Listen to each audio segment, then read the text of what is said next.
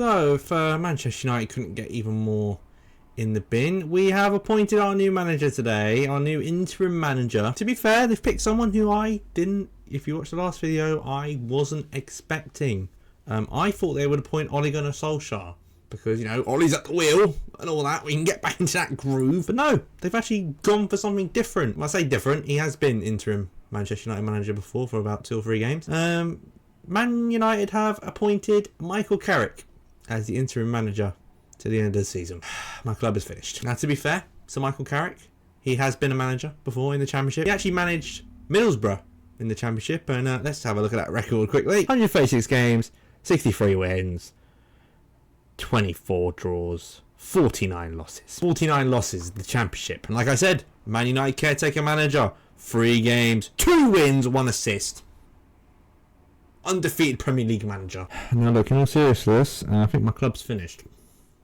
I think my football club is done. This is no insult to Michael Carrick. I'm sure he's a lovely guy. Just like Darren Fletcher was a lovely guy.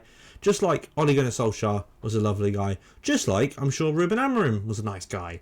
And so was Erik ten Hag. And, you know, Ralph Rangnick. Mourinho, maybe not as much. What are we doing? What are we doing? Why are we... Look, it was always going to be either Ole or Carrick. I knew that.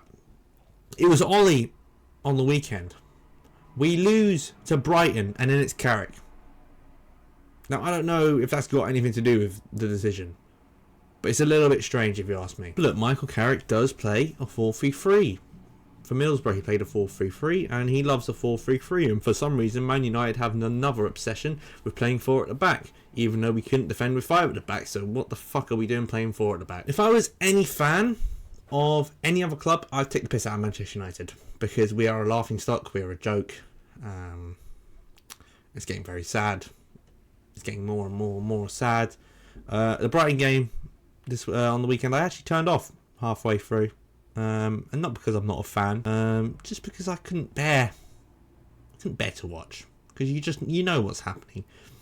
When Delo's missing a one-on-one in the first 2 minutes, and then they go up there and score, it kind of, you know, when that happens in most games, it kind of gets to you, and you kind of just want to hide under a rock and stay under the rock. But enough things about what's going on the pitch.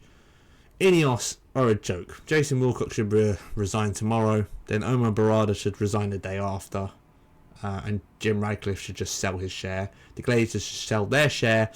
And they should all fuck off out of this football club because they're all jokes.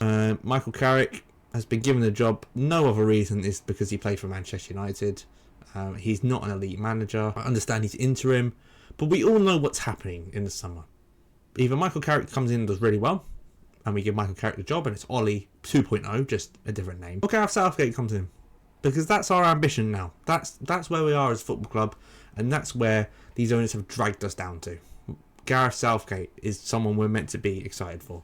I'll be absolutely stunned if we don't get Gareth Southgate in the summer because he's a yes man and they want a yes man just like Chelsea did. The difference is with Chelsea, they've got a young, exciting squad and money and we haven't. No, it's bad. It's very bad. Look, I wish Michael Carrick the best of luck. He's going to need it with these lot. Fucking useless idiot. We're going to lose to Manchester City on Saturday.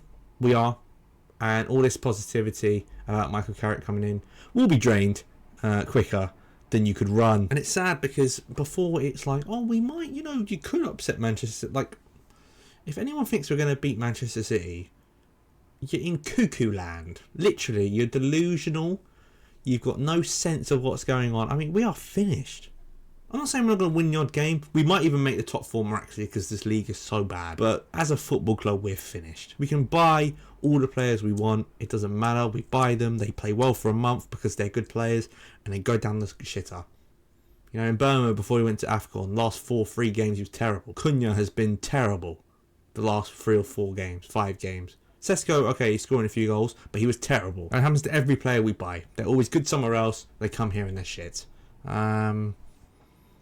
Yeah, it's a sad time to be a United fan right now, and you know, my fellow United fans watching this video, I feel sorry for you as well because I know the pain you're going through right now. I guess we got to keep hope, and let's hope Michael Carrick can bring back the glory days.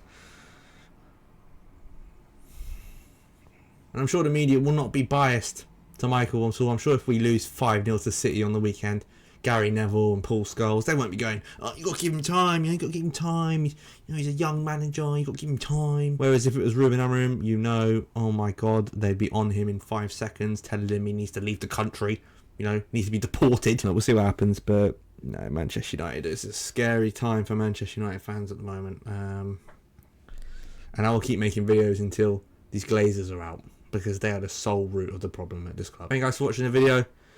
Leave a like. Leave 1 like equals 1 prayer. Yeah, because this football club is dead. See you later.